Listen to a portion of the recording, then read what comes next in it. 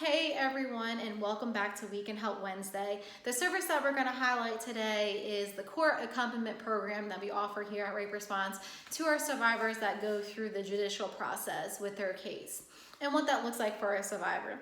The court accompaniment program is something that we offer to survivors where we are able to go with them to court, whether that is for a bond hearing, a motion, or a jury trial. We are merely a support system for that survivor during that time, because going to court is something very stressful, intimidating, something that not a lot of people do. So we want to make sure that that survivor is okay and comfortable during that whole time. So we are able to be there with that survivor. We are a shoulder to cry on, a hand to hold, an ear to listen to. Whatever that survivor needs, we try to provide that for them.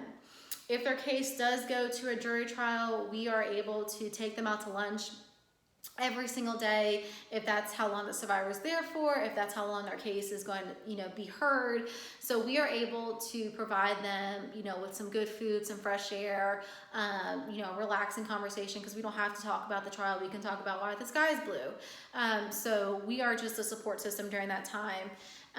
We also take them, when we take them out to lunch, we take them away from the courthouse, we take them away from the offender's family, we take them away from the offender and possibly, running into jurors. So we just want to make sure that they are comfortable, wherever they go.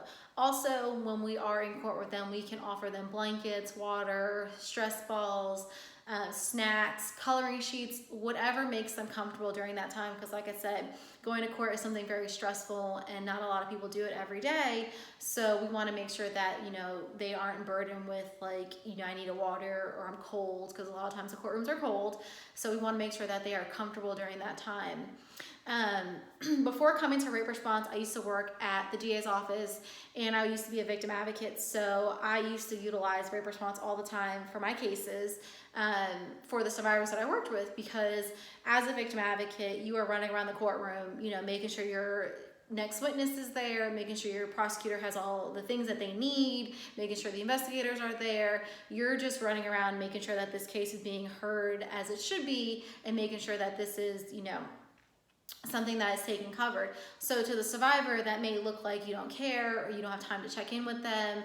That is your job. Your job is to, be there for that survivor, but also to make sure that everything is lined up in place for your prosecutor. So being able to utilize a rape response advocate is something very important to the DA's office, because that advocate can sit there, check in with that survivor, make sure that they are okay, take them to the bathroom if they need to.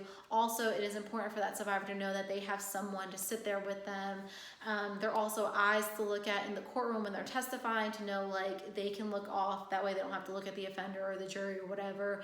They can kind of look off to the back to see that's the advocate for them sitting there. So the DA's offices know how important that is for the survivor during that time. Roles reversed, and as an advocate with Rape Response, I noticed that it is important for us to be there during that time, because like I said, the victim advocate is running around making sure that the case is being dealt the way that it is. So being able to sit there with that survivor during that whole time, and being able to tell the survivor, hey, we can walk out whenever you want, or hey, do you want to go take a break, or hey, do you need this or that? Just to be able to check in with them is something very important, and it gives the survivor relief, and that burden is taken off to where they are able to see that someone else cares for them during that time, because like I said, it's a very stressful time. So being able to provide this service to our survivors means a lot to us, because we are there for that survivor during this hard time. And a lot of times we notice that survivors may not have a whole lot of family there. They may not want their family there. So sometimes survivors go to court alone, and being alone in an environment where you're not familiar with is very stressful also, because you have questions, you have concerns, you want to know if you're able to do this or that. So having an advocate there with them during that time, being able to answer those questions for them, gives them a sense of relief to where they know that they're being taken care of.